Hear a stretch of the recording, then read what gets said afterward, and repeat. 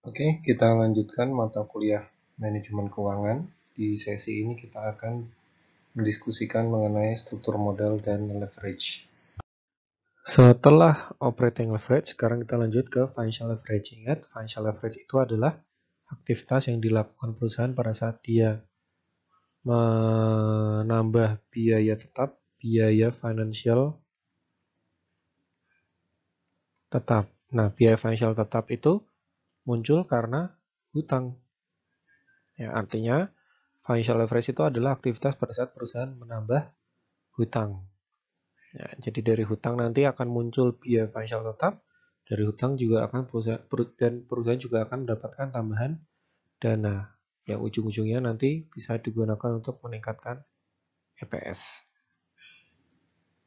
Oke, sama dengan operating leverage akan kita tunjukkan ilustrasi dari perusahaan yang berhutang akan kita bandingkan dengan perusahaan yang tidak berhutang. Nanti kita cari mana yang memberikan EPS yang lebih tinggi, mana yang memiliki kinerja pasar yang lebih tinggi. Ya. Jadi ini ada section 1 dan ada section 2 ilustrasinya. Section 1 dulu kita bahas, ada tulisan zero debt, artinya nggak ada hutang.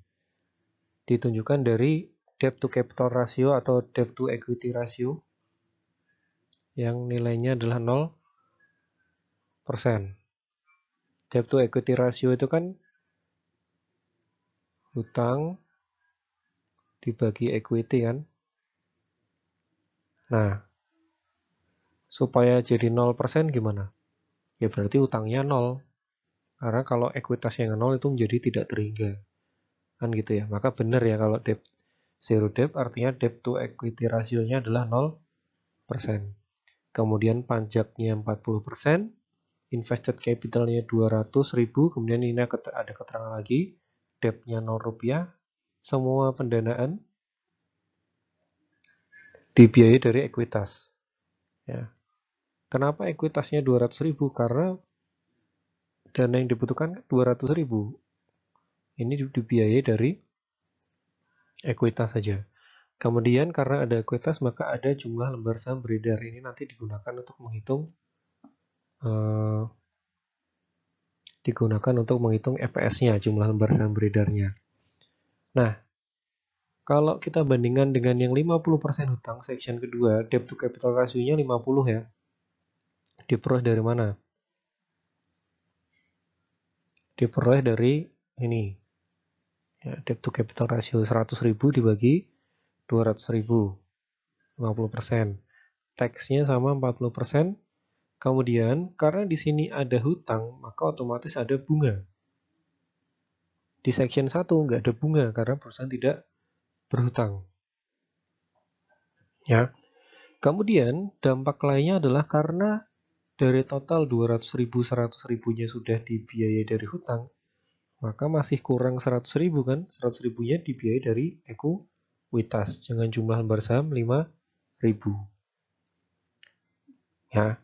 Nah, kita bandingkan yang ini dengan yang ini. Ekuitas A dan ekuitas B. Ya, sumbernya kan tahu ya kenapa dia 200.000 di A di section 1 dan 100.000 di section 2. Yang jadi pertanyaan, jumlah lembar saham beredarnya ini ditentukannya dari mana? Ya. Jumlah lembar saham beredarnya itu mengikuti dengan jumlah ekuitas yang dibutuhkan. Semakin banyak ekuitas yang digunakan, misalnya 200.000, maka jumlah lembar sahamnya lebih besar daripada yang ekuitasnya cuma 100.000. Berarti ini bisa kita artikan bahwa jumlah harga saham per lembarnya itu adalah 20. Ya, stock price-nya itu adalah 20. 20 dolar. Gimana sih? 20. Nah, dibuat dari mana? 200.000 dibagi 10.000 ketemu 20 dolar. Yang ini juga sama, 20 dolar. Ya, 100.000 dibagi 5.000 ketemunya 20 dolar. Itu ya. Jadi itu pengantar untuk soalnya dulu, untuk datanya. Kemudian untuk ilustrasinya sama, menggunakan skenario analisis. Ya, ini data EBIT-nya. Ini menggunakan data EBIT yang sebelumnya, pakai yang skenario B. Skenario B itu yang fixed cost-nya 70.000. Maka di sini kan 70.000 nih. Terrible tadi kan kondisi pada saat penjualannya 0 ya. Kalau nggak salah ya. Tuh. Nih 70.000 ini juga sama untuk yang section 2 juga sama. Jadi otomatis sampai kolom ROIC ya, untuk section 1 dan section 2 itu akan sama ya, sama persis ini. Sama persis. Nah, ini menjadi berbeda mulai kolom 6, yaitu kolom bunga. Kenapa? Karena yang section 1 tidak ada bunganya, yang section 2 ada bunganya. Ya, maka di sini di section 1 interestnya 0 semua. Karena nggak ada bunga kan? Sedangkan di section 2 ada data bunganya 7.200. 7.200 diperoleh dari mana?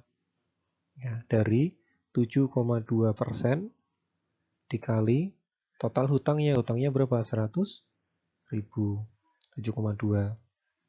Untuk semua kondisi jumlah hutangnya kan sama, 100.000. Kondisi ini kan nanti cuma berpengaruh terhadap sales sama biaya variabel. Jadi interest nggak terpengaruh dengan probability, dengan kondisi skenario ini. Nah, inilah yang disebut sebagai fixed cost.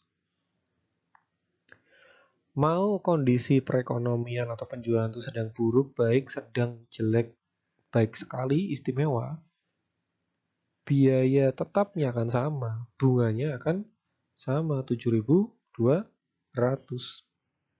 Ya, nggak berubah. Ya, ini yang disebut sebagai fixed financial cost. Kemudian dampak selanjutnya dari bunga adalah net income-nya. Ya, earning after tax-nya. Earning after tax. Laba setelah pajak. Laba setelah pajak. Laba setelah pajaknya diperoleh dari EBIT dikurangi interest dulu. Ya. EBIT dikurangi interest dikali 1 mente. Ini ketemu ini. Ini dihitung sendiri bisa ya, nggak perlu saya detailkan. Tapi bisa kita lihat dampaknya karena yang zero debt itu EBIT-nya dikurangi interest, sedangkan yang 50% debt EBIT-nya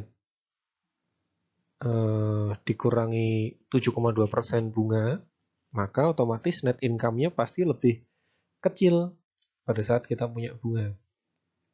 Ya kan? Ini expected net income-nya 13.680, yang ini 18.000. Itu ya. Ini sampai net income. Saya rasa jelas. Kemudian di kolom 8 ada ROE, Return on Equity. Return on Equity itu keuntungan yang diperoleh dari dana yang kita investasikan. Ya, kalau ilustrasi analoginya adalah bunga yang kita peroleh dari menabung atau bunga yang kita peroleh dari mendepositokan uang kita. Ya. Nah, di sini ROE diperoleh dari net income dibagi equity. Berarti 21%. Di sini diperoleh dari 42.000 dibagi equity-nya berapa? 200.000. Gitu ya, dan seterusnya ya. Untuk yang section 2 juga gitu, 46,32 diperoleh dari mana? 46.320 net income-nya dibagi equity. Equity-nya berapa? 100.000. Ya, dan seterusnya nanti ketemu expected value dari ROE maupun standar deviasinya. Nah, di sini bisa kita lihat ROE-nya itu lebih besar yang menggunakan hutang. ROE-nya lebih besar yang menggunakan hutang. Kenapa? Karena walaupun net income-nya yang menggunakan hutang itu lebih kecil daripada net income-nya yang tidak menggunakan hutang, tapi pembaginya, equity-nya untuk yang 50% hutang itu kan lebih kecil. Ini kan cuma dibagi 100.000. Yang ini dibagi 200.000. Nah, itu dampaknya terhadap ROE, dampak hutang terhadap ROE. Jadi kalau ada perusahaan yang ROE-nya besar, bisa jadi hutangnya juga besar. Ada dua perusahaan nih, perusahaan A dan B. Ya, ini ROE-nya 10%, ini ROE-nya 20%. Wah, berarti perusahaan B bagus ya, dan lain-lain, dan lain-lain. Nah, cek dulu hutangnya. Bisa jadi ini lebih besar karena hutangnya juga lebih besar yang B. Ya. Nah, kalau hutangnya lebih besar kan berarti sebenarnya resikonya lebih besar kan gitu ya. Itu untuk ROE. Kemudian EPS, ya ini indikator pasar kan, indikator pasar yang dituju dari financial leverage. EPS ini diperoleh dari earning atau net income dibagi jumlah lembar saham. Ya. Nah ingat ini jumlah lembar sahamnya 10.000, yang ini 5.000. Ya. Dengan nilai net income yang lebih besar di section kedua, EPS dari section kedua itu bisa lebih besar daripada EPS section 1. Kenapa? Karena pembaginya. Ini pembaginya cuma 5.000, yang satu pembaginya 10.000. Ya, maka di sini expected EPS-nya juga lebih besar untuk yang section 2 daripada yang section 1, daripada yang zero debt. Yang menggunakan hutang EPS-nya lebih besar. Nah, yang EPS-nya lebih besar ini lebih menarik di mata investor. Ya, value perusahaan akan naik. Nah, itu yang dituju dari financial leverage. Itu ya. Jadi ini dampak dari hutang terhadap financial leverage itu bisa menaikkan EPS. Alurnya kenapanya ini udah dijelaskan di ilustrasi data ini ya. Karena equity-nya jadi lebih rendah, jumlah lembar saham beredarnya lebih rendah, dan lain-lain. Sekali lagi ini saya ambilkan dari Brigham. Nah, silahkan sambil dibaca lagi sumber aslinya biar lebih jelas. Nah, sekarang lanjut ke degree of financial leverage sama ya. Jadi ini digunakan untuk melihat apakah dalam aktivitas leverage yang aktivitas pendanaan yang dilakukan perusahaan itu akan memberikan leverage. Ya. Jadi kan bisa aja perusahaan menambah hutang nih, tapi nggak berdampak apa-apa. Ya, ternyata malah membebani. Ya. Jadi apakah pendanaan dalam hal ini hutang yang diambil memberikan dongkrak yang optimal? Nah, itu kita cek apakah DFL dari perusahaan itu lebih besar dari 1. Kalau DOL tadi adalah persentase perubahan EBIT dibagi persentase perubahan sales ya. Kalau di sini adalah persentase perubahan EPS dibagi persentase perubahan EBIT. Nah ini sama, startnya dari tengah, dari EBIT dulu. Nah kemudian kita buat skenario naik, sebenarnya satu aja nggak masalah ya, satu aja nggak masalah. Dinaikkan aja atau diturunkan aja nggak masalah. Tapi ini buat perbandingan aja. Untuk pemilihan kenaikan atau penurunannya itu terserah ya, terserah. Kita ilustrasikan terserah. Terserah. Kecuali di soal atau di data tidak diketahui, maka kita buat ilustrasi aja. Ini saya ganti 50% juga nggak apa-apa, asal kalian bisa mencari angkanya. Ya. Nah ini dibuat 40%, EBIT-nya 10.000, minus 40% jadi 6.000, plus 40% jadi 14.000. Interestnya sama, karena interest ini tidak dipengaruhi oleh EBIT, dia dipengaruhinya oleh jumlah hutangnya. Kemudian net profit before tax-nya tinggal dikurangi ya. Dikurangi ketemu 4.000, 8.000, 12.000. Kemudian tax-nya. Nah, tax 40% ini tergantung dari laba sebelum pajak.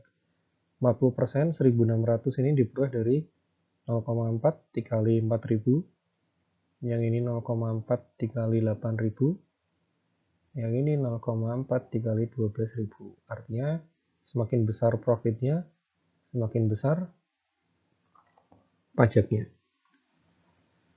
Ya. Kemudian net profit after tax. Ketemu 2.400, 4.800, 7.200. Nah, saya balik lagi ke sini dulu ya. Kalau misal di sini ya, yang 14.000 deh. Yang 14.000 ini aja, yang 10.000 yang gampang. 10.000. Misal perusahaan nggak punya hutang, artinya interestnya 0. Berarti net profit before tax-nya adalah 10.000. Kemudian tax-nya berapa? 0,4, 40% dikali 10.000. Berarti 4.000. Kalau dibandingkan dengan yang ini, 3.200, 4.000, besar mana? Besar yang 4.000 dong. 4.000 ini gara-gara apa? Gara-gara perusahaan tidak berhutang. Nah, ini salah satu manfaat hutang. Manfaatnya untuk mengurangi beban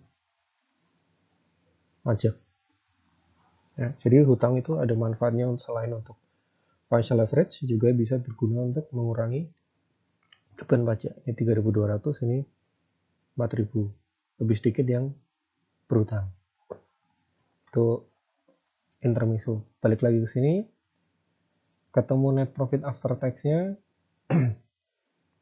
kemudian dikurangi dividen saham preferen. Dividen saham preferen ini sama jumlahnya, dia tidak seperti dividen pada umumnya kan. Dividen pada umumnya kan jumlahnya tergantung dari RUPS, tergantung dari besar kecilnya laba dan lain-lain. Kalau dividen saham preferen itu sifatnya fix, angkanya 2.400 semua. Nah, earning available for common, ya, earning available for common, ini 0, ini 2.400, ini 4.800. Ini ke sini 100%, ini ke sini 100%, ini minus 100% dan 100%. Kemudian EPS-nya, earning per share ya. Berarti di sini 0 dibagi 1000 lembar, 2.400 bagi 1000 lembar, 4.800 bagi 1000 lembar. 2,4 ke 0 dolar itu 100%, 2,4 ke 4,8 dolar itu 100%.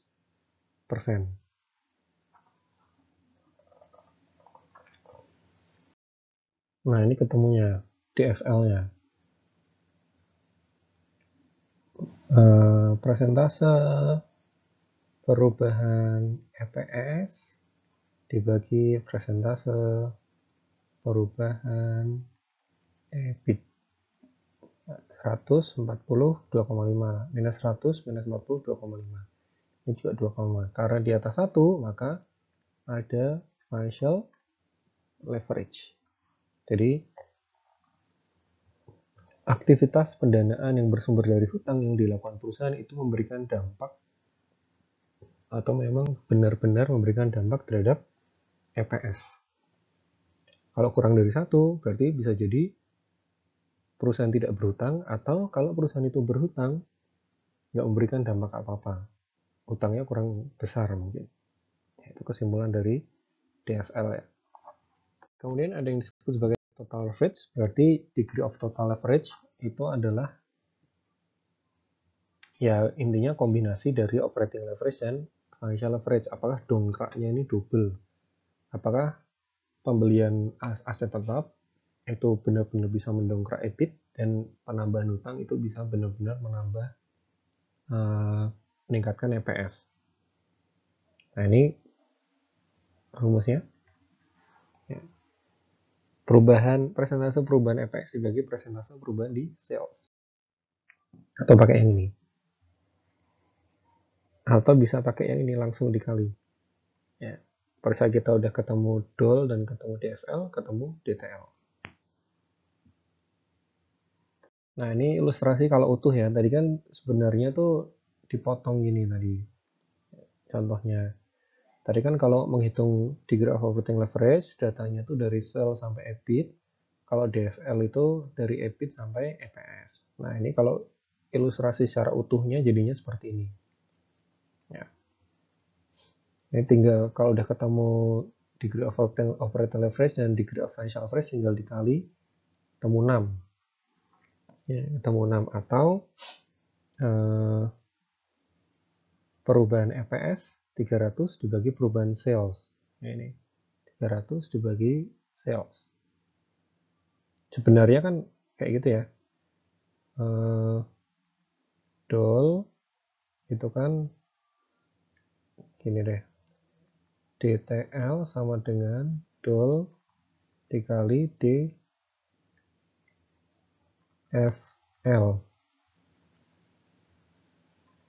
Ya.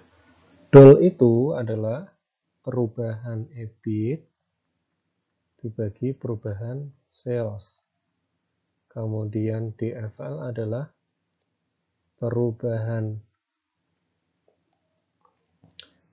EPS dibagi perubahan EBIT. Gitu kan?